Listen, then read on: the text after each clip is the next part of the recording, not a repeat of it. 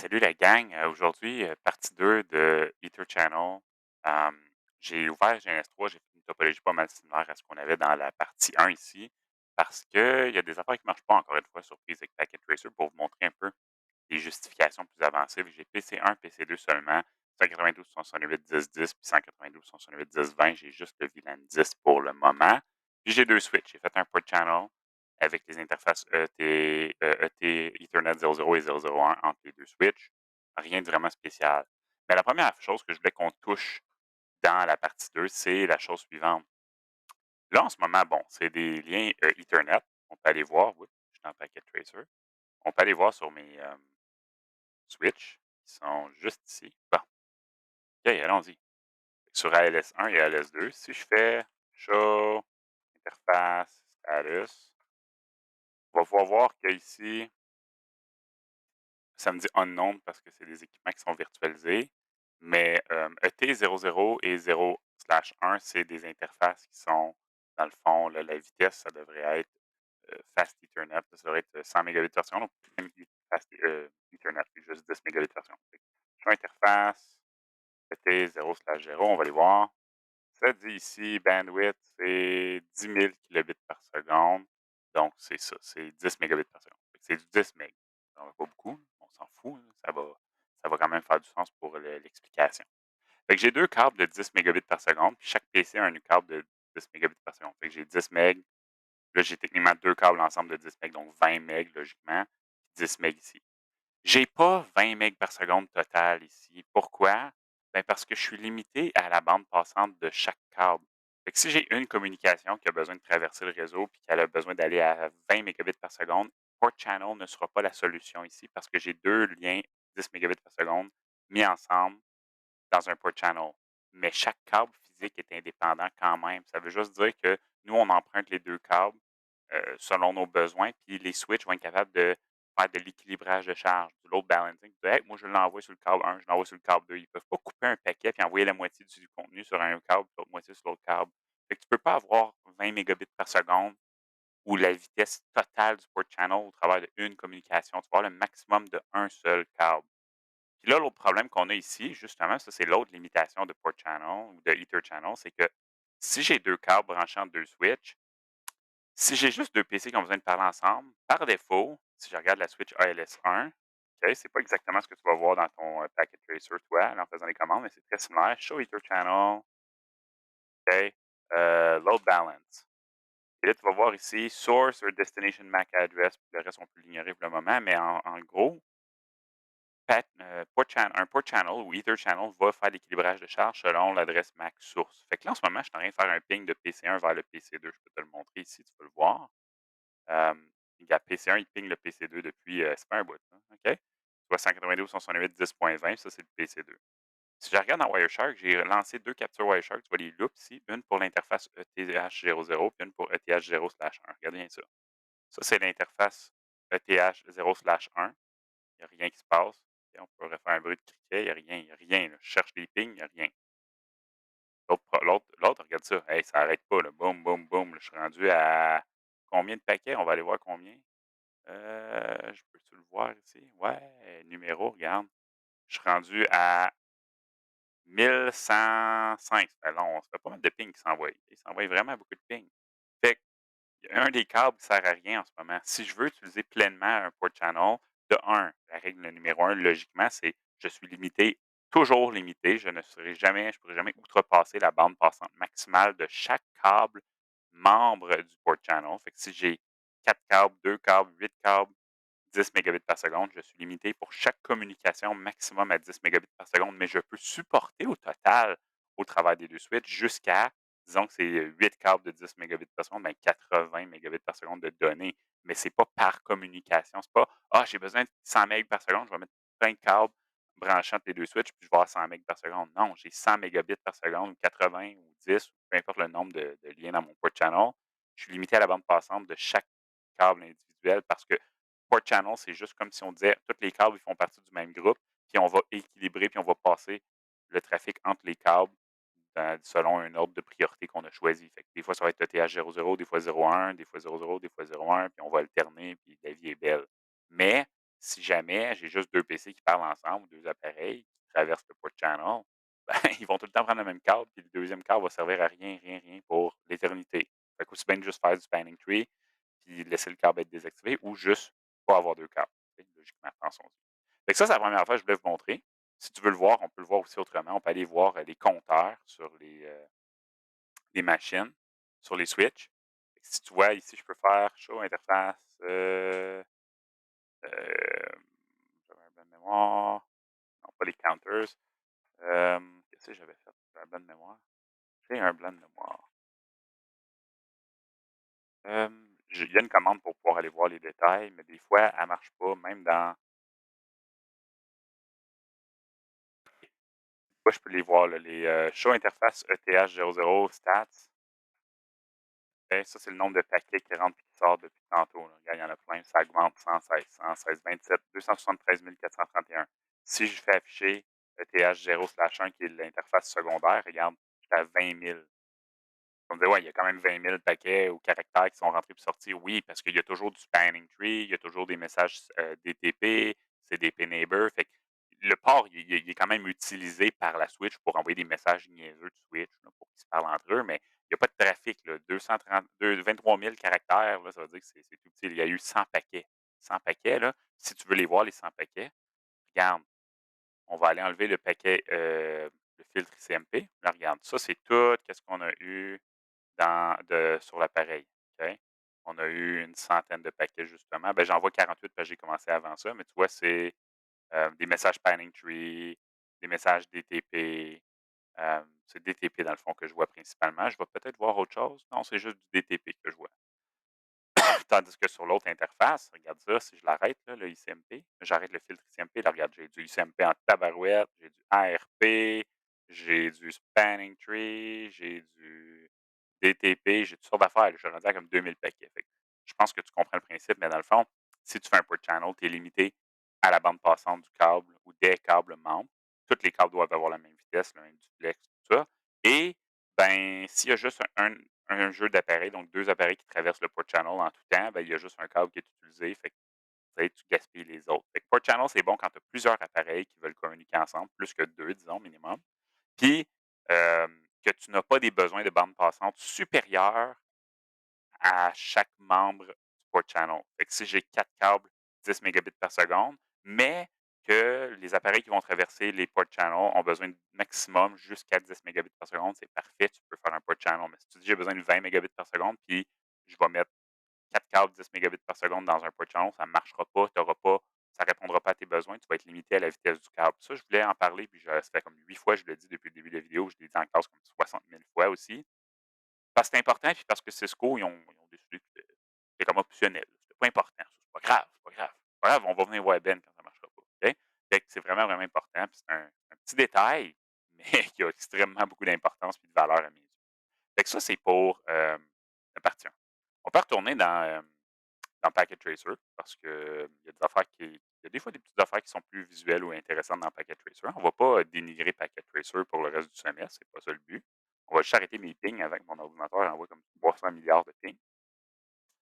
Et là, je veux qu'on aille voir rapidement ce qui nous reste à évaluer et à bien comprendre, c'est-à-dire quand est-ce que j'utilise PAGP, LACP, pourquoi j'utiliserais ça, puis de voir les commandes de dépannage.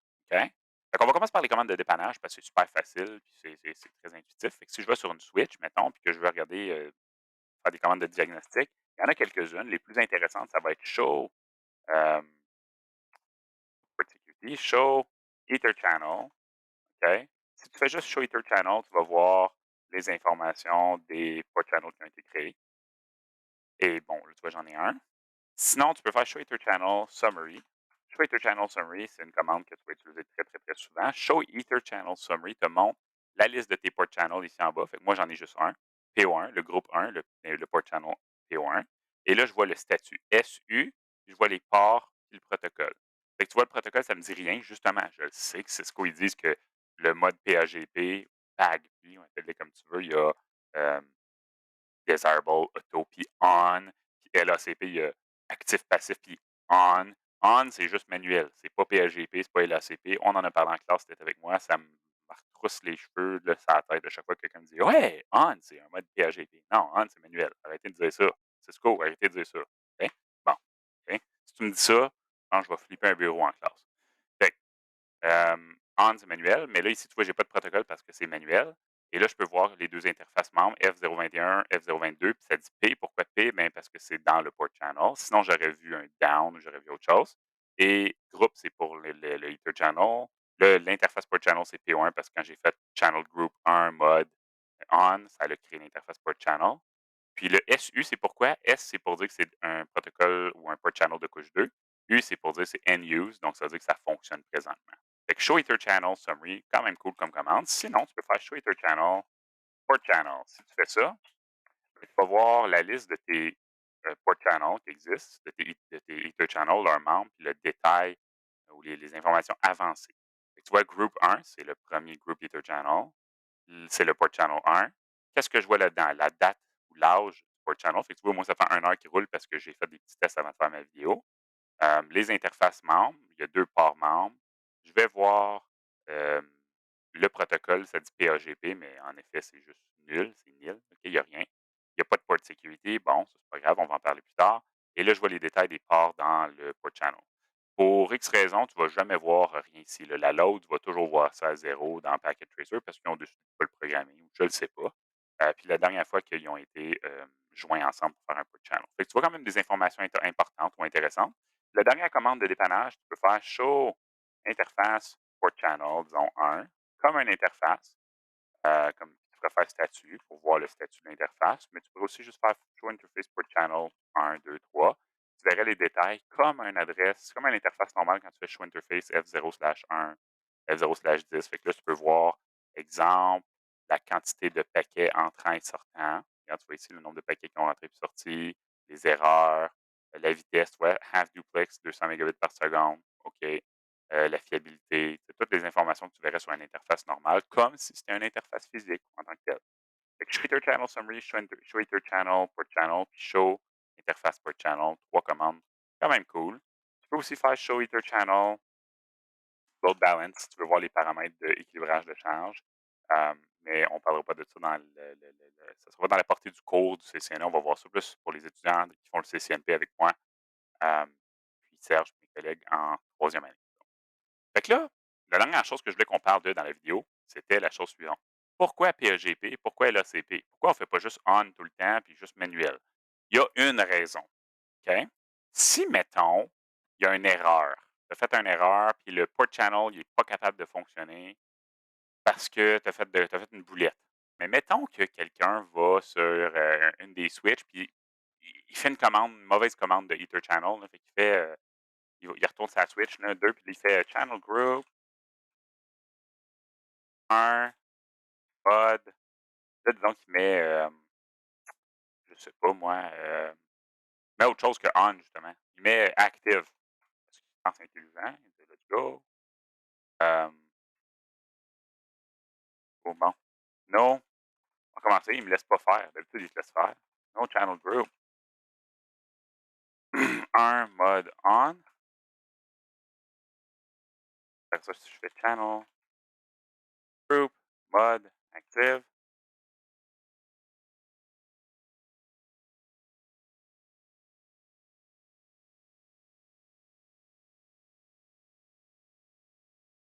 Un mode active.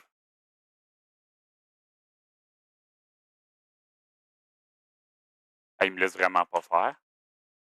Euh,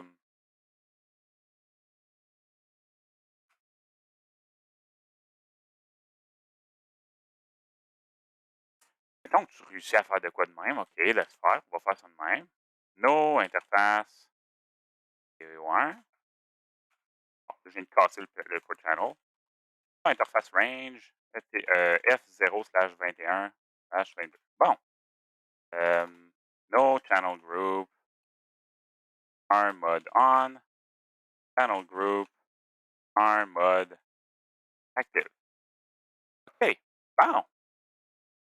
Fait que là, je viens d'y arriver, là. C'est juste que Packet Tracer, il me laissait pas faire les niaiseries que je voulais. Mais là, regarde bien ce que j'ai fait. Je viens de configurer, mettons, moi, je suis le technicien qui s'occupe de la Switch 2. Je suis dans une autre compagnie. Disons que la Switch 1, c'est un réseau d'une compagnie. Switch 2, c'est un autre réseau d'une autre compagnie. Puis là, moi, je suis un génie, ou il y a un génie du côté de la Switch 2 qui a mis Channel Group 1 mode active. Il a configuré LACP pour tenter de négocier. Puis du côté de la Switch 1, show, run, on va aller voir ce que j'ai mis. J'avais mis, juste ici, Channel Group 1 mode on. Le problème avec le mode on ou le mode, manuel, c'est que vu qu'on ne négocie pas, s'il y a une erreur dans l'établissement du port channel, fait que disons j'ai mis on, puis de l'autre côté, il y a quelque chose qui s'est passé comme j'essayais de faire tantôt, là, soit bousiller une interface ou, justement, là, ce qui va vraiment toujours marcher, c'est quelque chose comme changer le mode de port channel à autre chose que on. Fait que de l'autre côté, là, il essaie de faire autre chose qu'un port channel normal. Ou juste, il y a pas de port channel du côté de droite, ça ne marchera plus. Il y a plus rien qui va marcher. Fait que le mode on, il est comme fixe. Il essaie pas de négocier. Fait que si le port channel ne s'active pas, il y a plus rien qui marche. Tu vois, les interfaces restent rouges. On est foutu. Tandis que, mettons que j'enlève pour la Switch 1, interface range, ou plutôt no interface P1. Là, je vais faire interface range F0/21 à 22. No channel group arm mode on. Je fais ça de même. On va faire shutdown, no shutdown,